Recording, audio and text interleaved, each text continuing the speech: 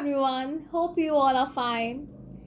आज है teachers day and हमारे साथ है Mrs Deepa Tyagi ma'am. Ma'am, a very happy teachers day. Thank you so much. And ma'am आए हैं आज हमारे साथ कुछ यूजफुल टिप्स शेयर करने regarding math subject to our students. हमारे बहुत सारे स्टूडेंट्स ने कुछ क्वेरीज एंड कुछ पेरेंट्स की भी क्वेरीज थी रिगार्डिंग मैथ सब्जेक्ट. सो आज हमारे को बहुत अच्छा टाइम मिला है मैम के साथ कुछ क्वेश्चंस पूछने का. बट उससे पहले हम क्वेश्चंस पूछे मैम से. मैम का एक छोटा सा इंट्रो आपको बताना चाहूँगी कि she is a multitasking educational rock star who lives to inspire and loves to encourage. Today, my heart is full of gratitude because the efforts and the trust you invested in ordinary students like us to do extraordinary in our life. Thank you so much, ma'am. Welcome. So, okay. So, let's start our questioning round with Deepa Tyagi, ma'am.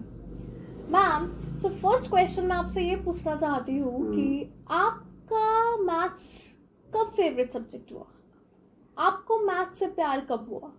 Maths basically तो मेरी family में कुछ ऐसा था कि शुरू से ही maths का एटमॉस्फेयर था. मेरे फादर, मेरी मदर और मेरे एल्डर ब्रदर्स दोनों, तो सब जो है मतलब एक मैथ्स का था सबको घर में. और मेरे फादर का तो कुछ ऐसा था कि डेली रात को सोने से पहले उनका होता था कि जी टेबल सुनना है, और टेबल्स भी डॉजिंग सुना करते थे वो.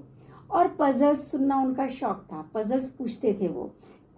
बहुत सारे क्वेश्चंस उनके पास रहते थे, बहुत स्टॉक होता था उनके पास क्वेश्चंस का.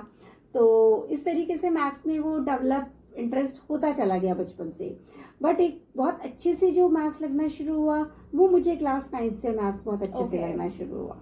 ओके, सो बेसिकली लाइक हम जैसे आप बता रहे हो कि डॉजिंग टेबल्स पूछते थे, पजल्स पूछते थे, तो उससे आपका इंटरेस्ट डेवलप हुआ है. यस, क्योंकि वो टेबल्स का एक बहुत इंपॉर्टेंट रोल होता है मैथ्स में. तो वो चीज़ अगर हमारे पेरेंट्स भी जो ये वीडियो देख रहे हैं वो भी अगर डेली, मतलब उसके लिए आपको स्पेशली टाइम निकालने की जरूरत नहीं, कोई जरूरत नहीं. आप कुछ भी घर का काम कर रहे हो, आपने बच्चे से ओरली पूछ लिया, कुछ भी कभी भी कुछ भी पूछ लिया, आप पूछ सकते हो.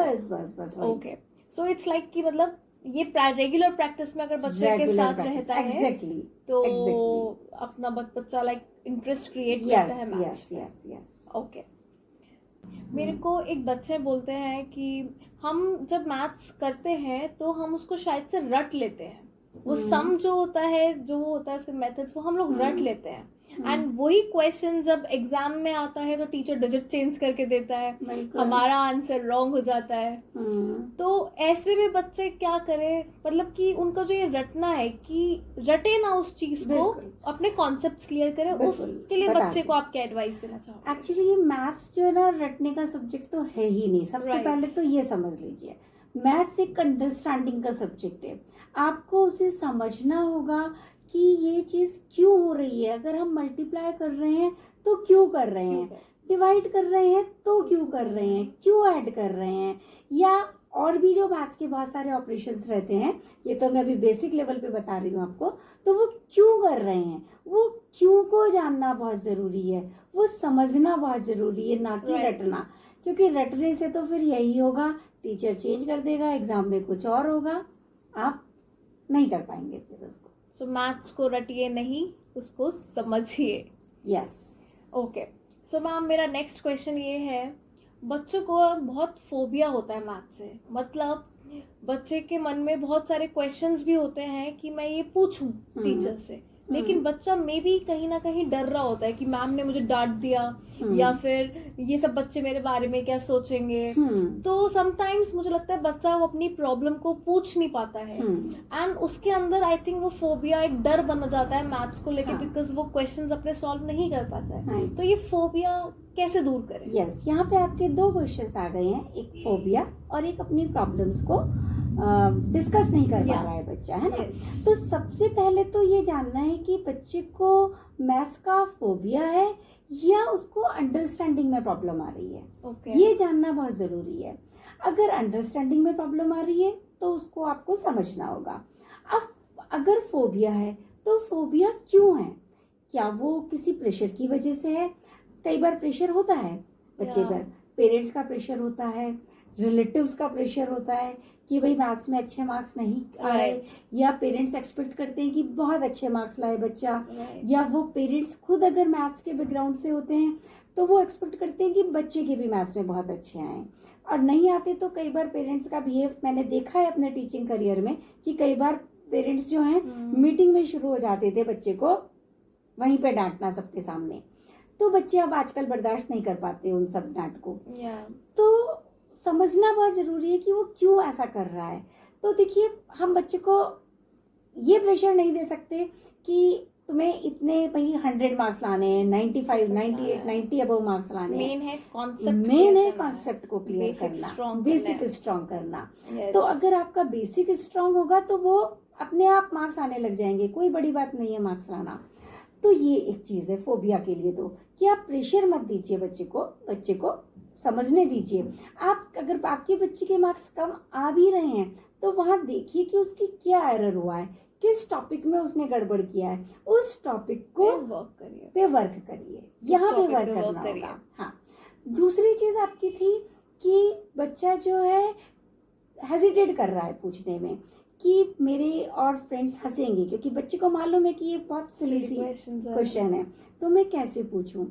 तो मैं ये कहूँगी कि जो वो बैठकर हंस रहे हैं ना, उन्हें भी सब कुछ नहीं पता है। आप पूछिए अपनी प्रॉब्लम्स। और मैं आपको बताऊं, कोई भी टीचर ऐसा नहीं होगा कि बच्चा अगर क्वेश्चन पूछ रहा है और टीचर उसको ना बताए। टीचर बहुत खुश होते हैं अगर बच्चा प्रॉब्लम्स पूछता है, तो आप पूछिए। और जो हंस रहा है उसे हंसने दीजिए। क्या होगा उनके हंसने से? हंसने दीजिए उन्हें, आप अपने डाउट्स क्लियर कीजिए।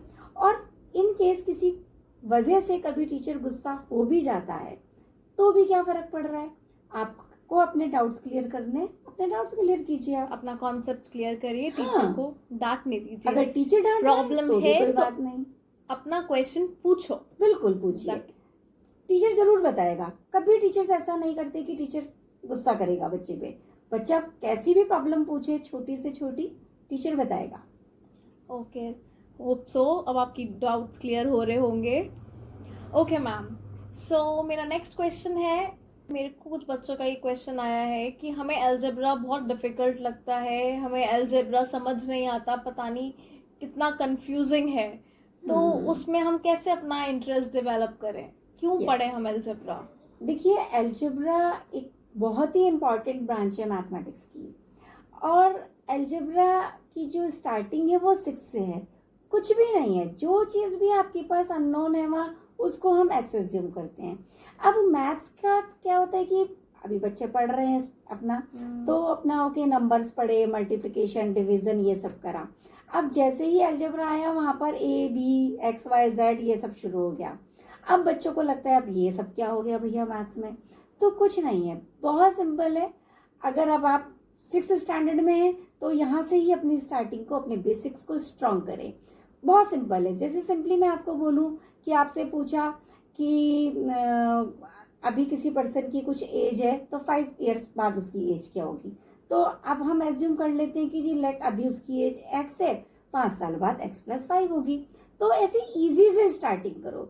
इजी से स्टार्टिंग करने के बाद आप डिफिकल्ट पर आइए। तो वो फॉर्मूलेस हैं, बहुत सारे फॉर्मूले हैं अलजेब्रा के, वो सब आपको धीरे धीरे क्लियर होंगे। और एक दिन में आप बस एक फॉर्मूला कर लीजिए, कोई ज़्यादा करने की ज़रूरत नहीं है। एक दिन में एक करो, धीरे धीरे करके सारे एंड बेसिकली मैथ्स में सबसे इम्पोर्टेंट चीज जो रोल प्ले करता है वो करता है प्रैक्टिस। और आप बात उसकी प्रैक्टिस कीजिए उन क्वेश्चंस की। फिर जब आप नेक्स्ट डे दूसरा फॉर्मूला कर रहे हैं तो पहले वाले की भी कुछ वापस रिपीट कीजिए। ऐसे आपका क्या होगा, पुराना भी रिपीट होता रहे और नया आप करते रहो। और टारगेट बेस्ड अपनी स्टडी हो। एक बहुत इंपॉर्टेंट थिंग मैं आपको बताऊंगी यहाँ कि टारगेट बेस्ड स्टडी होनी चाहिए। क्योंकि आप जब ये प्रॉब्लम्स डिस्कस की हम बात कर रहे हैं तो होता क्या है कि कई बार मैंने देखा है अपने टीचिंग करियर में कि जी बच्चा सारे दिन मैथ्स करता रहता है फिर भी मार्क्स नहीं आते। इतने घंटे बच्चा हमारा तो पढ़ रहा है। अरे भैया, घंटे पढ़ने से कुछ नहीं होता। आप कितना घंटे पढ़ रहे हो, क्वालिटी स्टडी। यस, कि आप कई बार ये होता है कि आपने 15 मिनट पढ़ा बट बहुत अच्छे से पढ़ लिया, ठीक है, वो काफी है। तो आपकी टॉपिक बेस्ड स्टडी हो, टॉपिक बेस्ड। हाँ, कि Most आज important. मुझे इतना टॉपिक खत्म करना है, आज मुझे ये वाले फॉर्मूले के इतने क्वेश्चंस करने हैं। आप ऐसे स्टडी करो, ये नहीं कि हम 1 घंटा पढ़ लीजिए और हो गया काम। तो अब अगर आपने एक फार्मूला उठाया है तो उस फार्मूले से आप बहुत सारे क्वेश्चंस कीजिए और वो फार्मूला फिर अपना मेमोराइज करते रहिए। तो target based study and topic based. Yes. तो 2 पॉइंट्स मैम ने क्लियर कराया हमें, target based study and secondly topic based study. Yes. Okay ma'am, so मेरा नेक्स्ट क्वेश्चन आपसे है, मेरे जो 10th के स्टूडेंट्स हैं कुछ, उनका एक प्रॉब्लम आया है कि मैम हम ट्रिग्नोमेट्री क्यों पढ़े, ट्रिग्नोमेट्री का आगे कहाँ यूज है, ट्रिग्नोमेट्री क्यों पढ़ना, मतलब लाइक अर्थमेटिक मैथ्स समझ आता है कि आगे हमें यूजेस दिखते हैं, नॉर्मल लाइफ में दिखता है। हाँ, नॉर्मल लाइफ में डे टू डे लाइफ में यूज दिखता बिल्कुल, है, बिल्कुल। बट ट्रिग्नोमेट्री उसका कहाँ यूज है? ट्रिग्नोमेट्री का भी डे टू डे लाइफ में यूज है, बस ये कि वो हमें नजर नहीं आता नजर बच्चों नहीं को। आता यूज उसका भी इतना ही है। अगर मैं आपसे बात करूं कि जी आप वीडियो गेम खेलते हैं तो वीडियो गेम को बनाने में भी इसकी हेल्प होती है। या ओके। एस्ट्रोनॉमी, क्रिमिनोलॉजी, तो ऐसे बहुत सारी जगह है जहाँ पर ट्रिग्नोमेट्री का यूज एक वाइड यूज होता है। तो जब आप हायर स्टडी करेंगे तो आपको ये समझ में आएगा। तो अभी आप 9-10 तक तो क्या रहता है, हमारा एक बेसिक रहता है, तो वो आपके स्ट्रांग होंगे तो आपको आगे भी वो अच्छा लगने लगेगा। तो बहुत वाइड यूज है ट्रिग्नोमेट्री का। सो ट्रिग्नोमेट्री पढ़ना स्टार्ट कर दो उसका भी बहुत इम्पोर्टेंट रोल है and it's an interesting subject. Yes, very interesting subject, trigonometry बहुत इंटरेस्टिंग है। और पता है बेस्ट पार्ट यहाँ पे क्या है कि ट्रिग्नोमेट्री के जो प्रूव वाले क्वेश्चंस होते हैं ना, वो बड़े इंटरेस्टिंग होते हैं। वो कैसे इंटरेस्टिंग होते हैं कि उसके अंदर हमें आंसर बताए कि हमें यही लेकर आना है। तो आप एनी हाउ आप अपने फॉर्मूले को अप्लाई कीजिए, आपको बस ये चीज लेकर आनी है। अब बाकी क्वेश्चंस में क्या है हमें नहीं पता, हमने भाई करा है तो अब पता नहीं ये सही है या नहीं है, मतलब ये एग्जाम टाइम की मैं बात बता रही हूँ। तो एग्जाम में अगर आपके पास प्रूव वाले क्वेश्चंस ही ज्यादातर हैं ट्रिग्नोमेट्री में 10th लेवल तक, तो वहां पर जब आप कर रहे हैं आपको पता है कि जी हमें RHS में ये लेकर आना है, तो आप फॉर्मूला अप्लाई करते जाइए। हो सकता है क्वेश्चन थोड़ा लंबा हो जाएगा, बट आपको ये लेकर आना है, तो आप कोशिश करेंगे कि जी हम इस तरीके से इसको लेकर आएं, कैसे लाएं, कैसे फॉर्मूले को अप्लाई करें, और हमारे सामने आंसर है तो हम चेक कर सकते हैं अपना। राइट।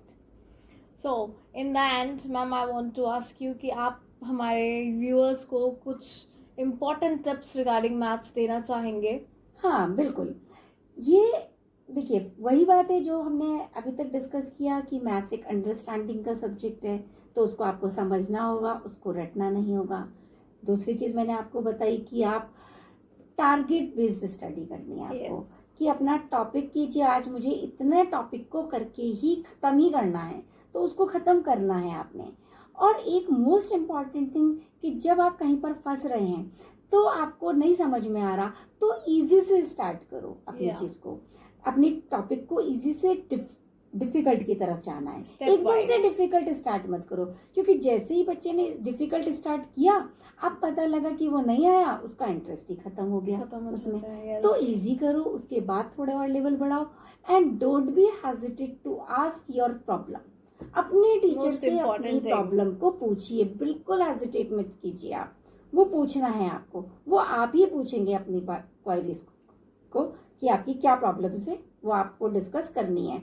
कौन हंस रहा है कौन नहीं, इस पे आपको कोई मैटर नहीं। हाँ, तो एक मैं पेरेंट्स को भी ये बोलना चाहूंगी कि पेरेंट्स जो है, मतलब बच्चे को फोर्स नहीं करना है कि तुम्हें इतना मार्क्स लेके आने हैं, आपको 100 लाना है, आपको टॉप करना है। आप देखिए कि बच्चे की कहाँ कमी है, किस टॉपिक में बच्चे के मार्क्स नहीं आए, तो उस टॉपिक को क्लियर कराना है, ना कि मार्क्स को फोकस करना है। और बच्चों के लिए मैं ये कहना चाहूंगी कि बच्चों को क्या होता है, जब तक बच्चों से क्वेश्चंस होते रहते हैं तब तक तो बच्चों को बड़ा मजा आता है, और जब क्वेश्चंस नहीं होते तो भैया मैथ्स बिल्कुल बेकार है। मैथ्स को आपको इतना प्यार करना है कि मैथ्स जो है, जब आपको क्वेश्चन नहीं आ रहा तब आपको इंटरेस्ट आए, तब आप उसको अपने लिए चैलेंजिंग बनाएं कि मुझे इस क्वेश्चन को सॉल्व करना ही करना है। उस दिन से देखिए आपको मैथ्स कितना अच्छा लगने लगेगा। बिल्कुल कीजिए इसको, तो मुझे पता नहीं क्यों नहीं हो रहा ये क्वेश्चन, ये तो मुझसे करना ही करना है, ऐसा अपने लिए आप सोचने लगेंगे। आप देखिए आपको मैथ्स में मज़ा आने लगेगा। तो all these things. So I hope आपके लिए ये जो भी इन्होंने यूजफुल टिप्स बताई हैं आपको समझ आया होगा एंड आप उनको अपनी लाइफ में फॉलो करेंगे।